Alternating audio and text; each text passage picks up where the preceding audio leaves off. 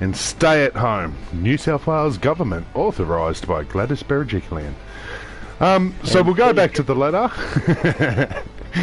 Go back to the ladder.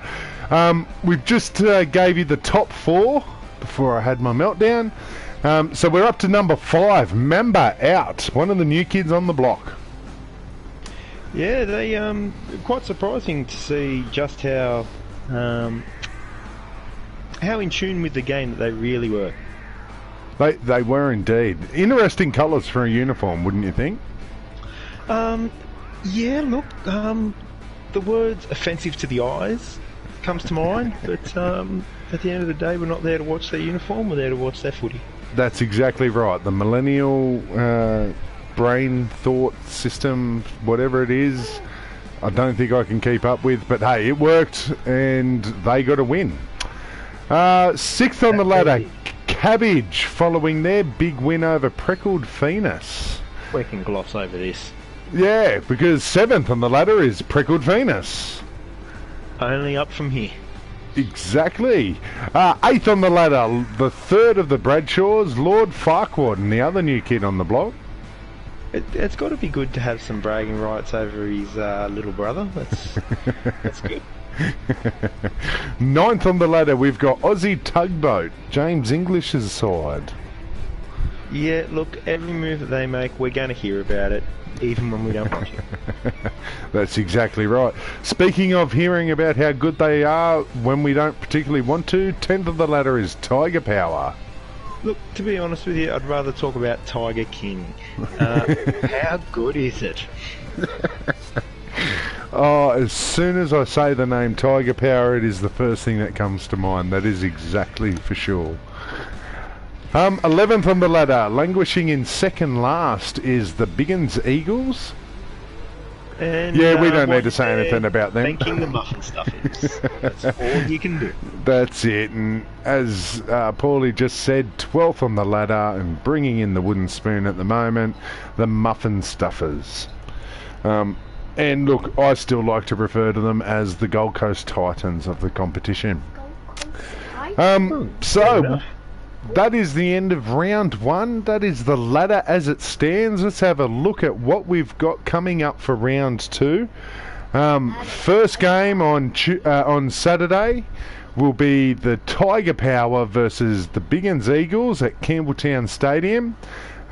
Both teams really languishing there at the bottom of the ladder, so a win will help either team climb up a little bit. It's the best thing about round 2. You're going to see people finally getting off that duck egg. That's exactly right, and this game sets that up. Another game that won't set that up, another game that will give one of these two teams 2 wins for the competition, Cabbage versus Benji Brilliance. Yeah, you got the old wiener there just going to try and force his way through the cabbage. And doesn't it look like a dick? Yeah. Third game on Saturday, the Chester Road Railers versus the Gronks. Yeah, the surprise packet so far versus Val Holmes. And that's it. Yeah, take a photo of this because there's every chance the Gronks name will change before this game. Belmore Sports Stadium, again another paid homage to Brooklyn Tomato, who is currently playing in the Canterbury Bulldogs. Can you give me an insight into what level that was? Is it? Wouldn't be SG Ball, yeah? Is it Matts? Harold Matts? Is it Harold Matts? All right, Harold Matts. Sure. Either way, I'm taking first dibs on signing him when he finally does get to the NRL. I think he'll be a great addition to the Biggins Eagles. You make it sound like he's going to get signed. Let's not forget about draft. He'll be picked up in draft before anyone. Of course. Draft number 1. You everybody write this name down. Brooklyn Tomato. He will be there. And that is why this is going to be played at Belmore Sports Ground, an old grand final ground for myself when I played for Moorebank Rams and the Milperra Colts. Ooh, brings back days of the Greenacre Grasshoppers warming up in the shed that smelled like piss. Yes, and so did every other field around that district. We move on to the absolute blockbuster, probably the game of the season, the one that has been built up the most on the banter page all through 2019, all for the start of 2020. Barrabarras versus the Preckled Phoenix, the grand final rematch of Dominato Cup 2019. Here is your 15 seconds to give whatever you can to Cole and the Barrabarras. Go. Get ready to eat a bag of dicks, Cole. Every time we come up against each other, all I want to do is see you lose. In fact, anytime anyone is up against you, I just want to see you lose.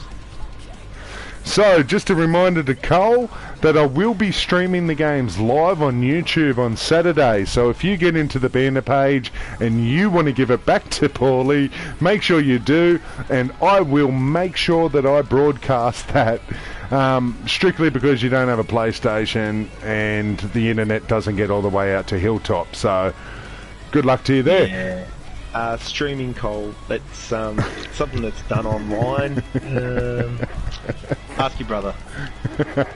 Well, speaking of brothers, Game 5 on Saturday at Pepper Stadium, Lord Farquaad versus Aussie Tugboat.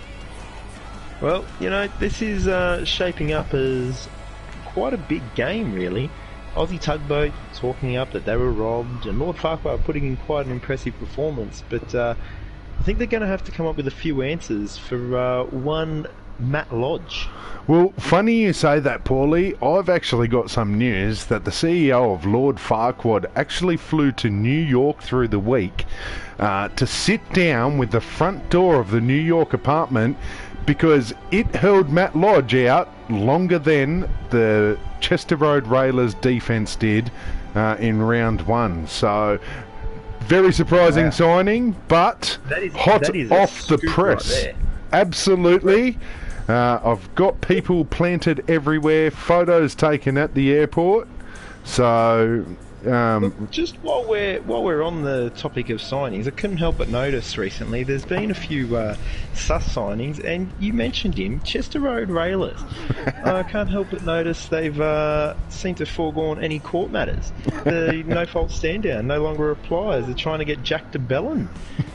They've signed him and just get ready to throw him on the field, apparently. What are your thoughts there? Well, it would join another dodgy signing that they already actually have in the team, and funny enough, I'm pretty sure he went close to scoring if he didn't, if my mind hasn't escaped me. They have Jordan Rapana on the wing. Now, I didn't even know he'd come back from rugby union yet. Well, see, it makes sense because Japanese rugby has shit itself over this COVID-19, and he's just looking for anywhere to keep a little bit of fitness up, even if it's in the virtual. Right, well that's fair enough, much like the Olympics in Japan that has now been put off until 2021 as well. And while we're on it, and on the actual game as well, Aussie Tugboat putting into the Dominato Cup administration a registration of a, is it something Fainu? Masai Fainu? Manasi Fainu. Yeah, it's... Look, I'm going to be quite honest with you. After watching that game, I do think this is quite a smart signing. They had troubles being able to cut through anything, and well, we all know Manasi's quite good with some sharps, so he's really thought this one through. Well, I heard that they had some pretty solid opposition from the Chester Road Railers also trying to sign Fainu, just to give DeBellin a cellmate who can probably cut somebody down while he's in jail as well. So, good pickup for the Aussie Tugboat. Unfortunately for them, the administrators have knocked it back and he hasn't been able to register that particular contract, strictly because it's come too late. Give it time. Todd Greenberg may just work his magic yet. True. Well, we move on to the last game of Super Saturday. Mumba out, coming off their strong first win ever in the competition, up against the Muffin Stuffers, who are currently running last. Yeah, well, you know, it's going to happen. You have a look at it. You always say, if you fail to prepare, you prepare to fail. Mumba out, came to draft night, had his folder. No one was laughing at him. He thought he would be laughed out, but preparation's the key. Muffin Stuffers had a piece of paper. That is exactly right. So that is round 2. Super Saturday coming to you on Saturday. We will start from 12 noon.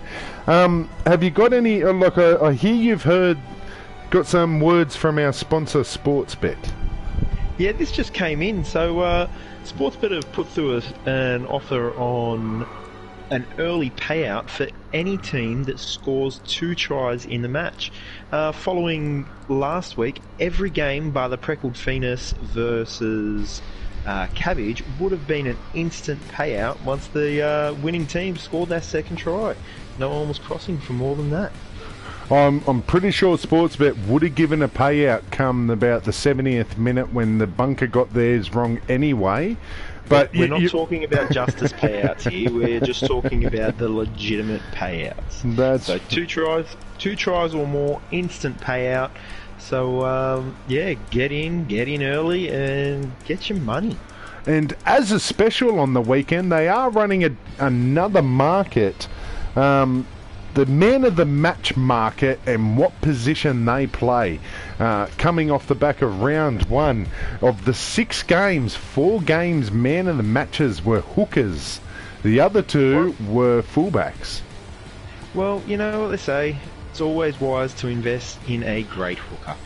So all these teams that are throwing out money, just put your money on a hooker. Well, clearly some of these teams run by Frankie's mantra of you can never have too many hookers. Heard the kid loves Coca-Cola too, but anyway, moving on. I just want to quickly hit you up before we finish up tonight, Paulie. Valentine Holmes and his return from the NFL. Yes. Do you think Valentine Holmes did better in the NFL than Jared Hayne? It's a tough one. Did you see those catches that he did? When he juggled all those balls, if they didn't give him the contract right there and then, I don't know what he had to do. But, yeah, I think he was the once bitten, twice shy rule. So I think if Jared Hayne never went over to the NFL, Holmes probably gets a little bit more of a run than what he did. Yeah. Well, I must admit, in the footage that did come back over here to Australia to show us, he did look actually like he was in a stronger position. But I'm pretty sure Jared Hayne can notch up a 1 NFL game under on his CV. I don't think Valentine Holmes can. But all right, we're sort of on the fence about the San Francisco 49ers. When did they finish last in their division and everything that year? I don't know if it matters, mate. He still has a 1 NFL appearance on his CV. But he's that's also over. got Val Holmes beat in sexual assault allegations. Yes, absolutely. Does he have Val Holmes beat on his return back to the NRL, though? 100%.